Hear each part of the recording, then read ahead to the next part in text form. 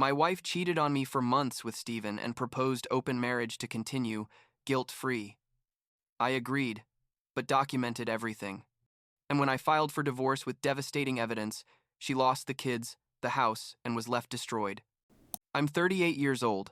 I run my own construction company in Denver, and what happened over the last 2 years basically destroyed my marriage, but honestly, I think it saved my life.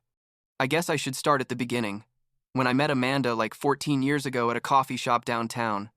I was 24, she was 22, and I don't know. There was something about the way she laughed that made me think I wanted to hear that laugh every day for the rest of my life. Sounds cheesy, I know, but that's how it was. We got married a year later, no prenup because who thinks about those things when you're in love and have nothing to lose? I was just starting the construction business with a partner. We lived in a 2-bedroom apartment that cost like $900 a month, and the idea of protecting assets that didn't even exist seemed ridiculous.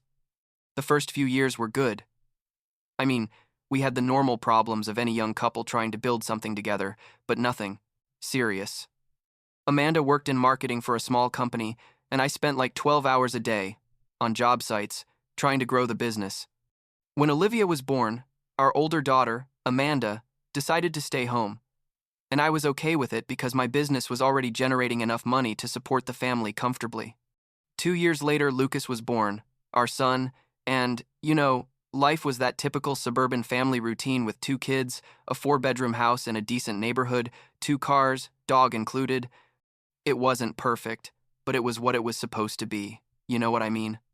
Things started to change like 3 years ago, when Lucas started kindergarten and Amanda had more free time. She started going out more with her girlfriends, especially with Jennifer, her best friend from college. At first it was like once a month, then every 2 weeks, and eventually it became almost weekly. I didn't think much about it, honestly, because Amanda had spent years dedicated 100% to the kids, and it seemed fair that she'd have her time for herself. Plus, I trusted her completely. She'd never given me reasons to doubt. But I started noticing little things, like she'd come home later than she said, or her phone suddenly had a password when it never did before, or she'd get nervous when I'd grab her cell to check the time or whatever. Looking back, I should have seen it coming, but I guess you never want to believe that the person you built a life with is lying straight to your face. Friday outings became sacred. Amanda would dress up more than usual, wear perfume I hadn't seen her use before, buy new clothes constantly. When I'd ask her about it, she'd tell me she just wanted to feel good about herself, that she'd spent years in sweatpants and old t-shirts taking care of kids and deserved to look pretty once in a while. And I, like an idiot, would tell her yes, that she was right, that she looked beautiful. I even gave her my credit card to buy whatever she wanted, because I thought I was supporting her self-esteem or something. The truth came out like 18 months ago. On a normal Tuesday afternoon, Amanda was in the shower and her phone wouldn't stop ringing on the kitchen table. I was helping Lucas with his math homework and the sound was annoying, so I grabbed the phone to put it on silent. The screen was unlocked, probably because she'd just used it before getting in the shower, and I saw messages from a guy named Steven. It wasn't the content that caught my attention first, but the quantity. There were literally like 50 messages just from that day. I opened the conversation and, I don't know, I felt like I'd been punched in the stomach. They were explicit messages, photos I'd rather not remember, plans to meet up, things they'd done the night before when supposedly Amanda had been having margaritas with Jennifer. I kept scrolling, reading weeks and weeks of conversations, and I realized this hadn't been a one-night thing. They'd been seeing each other for months. I sat there with the phone in my hand, Lucas still waiting for me to help him with his fraction problem, and all I could think was, how didn't I notice? When Amanda came out of the bathroom with wet hair and saw me with her phone, she went completely pale. She didn't say anything at first, just stood there like waiting for me to speak. I told Lucas to go up to his room to finish his homework, waited until I heard his door close, and then I asked her who Steven was. She tried to deny it for like 30 seconds, saying he was just a friend, but I held up the phone and said, Amanda, I just read everything. Don't lie to me anymore. She broke down, started crying, and basically admitted that she'd met Steven at a bar like 8 months ago during one of her nights out, and they'd been seeing each other regularly since then. What happened next was probably the most surreal part of this whole story. Instead of apologizing and begging for forgiveness, Amanda sat down at the kitchen table, dried her tears, and proposed that we open our marriage. Just like that. Literally, she told me. Look, Christopher, I think we've gotten stuck. We've been together a long time. The kids consume all our energy, and maybe we need to explore other things to keep our relationship alive. I just sat there staring at her like she'd grown another head. I said, "Are you serious? You just confessed you've been cheating on me for months, and your solution is for us to have an open marriage so you can keep sleeping with Steven without feeling guilty?" She got upset, told me I was putting it very crudely, that it wasn't just about sex, but about emotional connection and personal growth. I couldn't believe what I was hearing, but something in my brain clicked at that moment. I realized Amanda wasn't sorry. She had no intention of ending things with Steven, and basically she was asking me for permission to continue what she was already doing. At that moment, I could have exploded, yelled at her, kicked her out of the house, but something stopped me. I thought about Olivia and Lucas. I thought about my business. I thought about the fact that we didn't have a prenup and that a messy divorce was going to cost me half of everything I'd built. So I took a deep breath, looked her straight in the eyes, and told her, "Okay, let's do it." Amanda seemed genuinely surprised. I think she expected an epic fight, but when I said yes, that we could have an open marriage, her face lit up. She thanked me, hugged me, told me this was going to make our relationship stronger. I just nodded and thought, we'll see who's right. What Amanda didn't know was that I had no intention of saving the marriage, but I also wasn't going to divorce impulsively and lose everything in the process. The next day, I hired a family attorney, a good one who cost me like $500 an hour, and I explained the whole situation. He told me that in Colorado, which is where we live, adultery doesn't affect the division of assets as much as you'd think, but that child custody could be influenced if I could prove Amanda was neglecting her responsibilities as a mother. I also hired a private investigator, a guy who'd worked before for a client of mine, and I gave him all the information about Steven, his schedules, where they'd meet. Over the next 6 months, that investigator documented every encounter, took photos, recorded videos, compiled evidence I didn't even know existed. Meanwhile, I played the role of the understanding, modern husband who accepts the new rules of marriage. Amanda kept going out with Steven, sometimes 2 or 3 times a week, and I'd stay home with the kids. I started taking Olivia to her dance classes, something that had always been Amanda's responsibility. Took Lucas to his soccer practices, cooked dinners, helped with homework, made sure their routines were consistent. I documented all of this too, kept receipts from the kids' activities, took photos of to us at school events, made sure any teacher or coach knew I was the present and involved parent. Amanda was so absorbed in her affair with Steven that she didn't even notice she'd basically stopped being the primary caregiver for our children. About 4 months into the open marriage arrangement, Jennifer contacted me. She sent me a text message on a Sunday afternoon saying she needed to talk to me about Amanda. We met at a coffee shop. Not the same one where I met Amanda, but another one near my office, and Jennifer confessed that she'd never been part of Amanda's nights out. She told me Amanda had been using her as an alibi from the beginning, asking her to lie for her if I ever asked, but that Jennifer had refused to keep being complicit in the infidelity, especially now that it was an official arrangement. She told me she'd tried to talk to Amanda, tell her she was destroying her family, but Amanda had basically told her to mind her own business and that she didn't understand what it was like to feel trapped in a monotonous marriage. Jennifer and I kept seeing each other after that day. At first, just as friends who shared the frustration of watching someone we knew make terrible decisions, but eventually, I don't know, something else came up. She was divorced, no kids, worked as a human resources manager at a tech company, and there was something refreshing about being with someone who had her own life put together, her own goals, and who didn't depend on me for anything. We started going out, dinners after work, walks on weekends when the kids were with their paternal grandparents, and yes, eventually we slept together.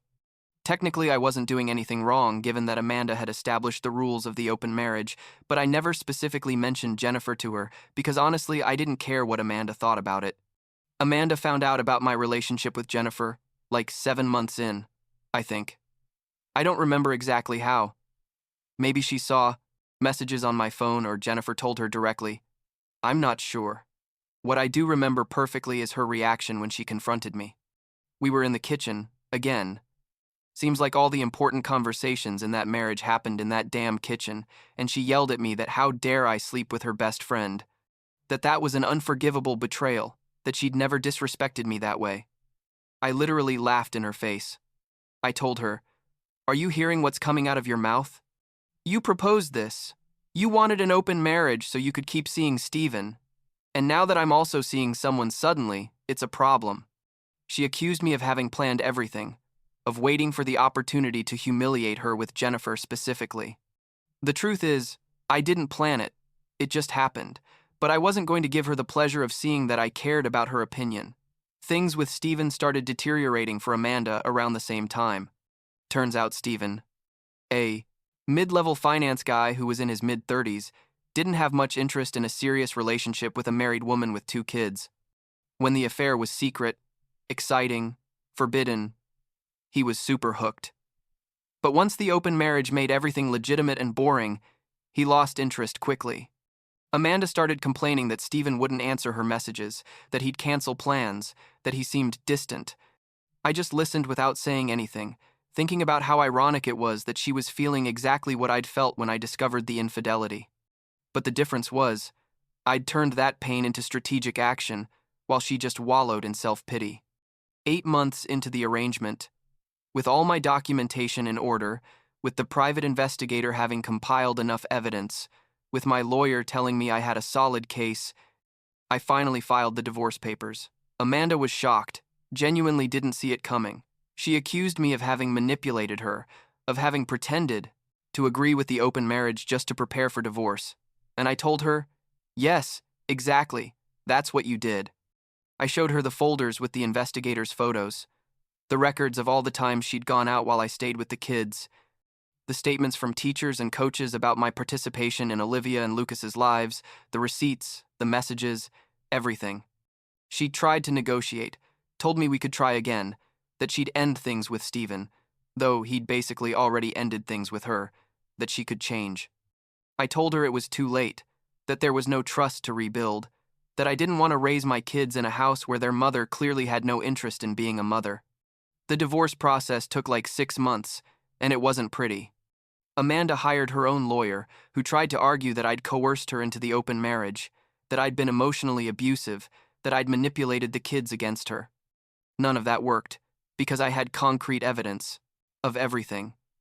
In the end, the court granted me primary custody of Olivia and Lucas. Amanda has visits on alternating weekends and some weekdays, but even that she half fulfills because her 1-bedroom apartment isn't exactly appropriate for 2 kids. She also had to get a job, something she hadn't done in almost 10 years, and got a part-time position in digital marketing that pays her a fraction of what I make. She had to pay her own lawyer. Got minimal alimony because the court determined her decision to have an affair and neglect the family was relevant, and basically ended up with much less than she would have gotten if I'd reacted impulsively when I discovered the infidelity. Now I live in the same house with Olivia and Lucas. Jennifer moved in with us like 4 months ago after the divorce was officially finalized, and things are surprisingly normal. The kids love her. I mean, at first it was weird for them, especially for Olivia, who's like 11 and understands more of what happened, but Jennifer has never tried to replace Amanda. She's just been a positive and stable presence in their lives. My business keeps growing. I just closed the biggest contract of my career, an office complex downtown Denver that's going to take like 2 years to build. Amanda, on the other hand, struggles with bills every month. Her apartment is in a not-so-good area of the city, and according to Olivia, her mom cries a lot when they go visit her. Part of me feels sorry for Amanda, because in the end, she destroyed everything for an affair that didn't even last. But another part of me, the bigger one, feels she got exactly what she deserved. She wanted to have her cake and eat it too. Wanted the security of a marriage and the excitement of an affair, thought she could manipulate me into accepting her behavior without consequences. What she didn't anticipate was that I was going to play the game better than her, that I was going to use her own system against her, and that in the end, I was going to end up with the kids, the house, my business intact, and a relationship with someone who truly values me. I'm not going to lie and say everything is perfect now. Olivia sometimes asks why her mom can't live with us. Lucas had problems at school for a while, processing the divorce, and I still have moments where I wonder if I did the right thing, or if I should have tried to save the marriage somehow. But then I remember those 8 months living in a lie, pretending I was okay with my wife sleeping with another guy, documenting every moment of her negligence, and I realized that the only way out of that situation with my dignity and my kids intact was exactly what I did. Amanda made selfish decisions without thinking about the consequences, and I made sure those consequences were as severe as possible within the limits of the law. Last week, Olivia asked me if I'm ever going to forgive her mom. I told her forgiveness is complicated, that it's not something that happens overnight, and that maybe someday I'll get to a point where I don't care so much about what happened. But for now, I'm focused on giving her and Lucas the best life possible, on building something real with Jennifer, and on continuing to grow my business. Amanda can rebuild her life however she wants, but it's not my problem or my responsibility anymore. I guess that's enough for now.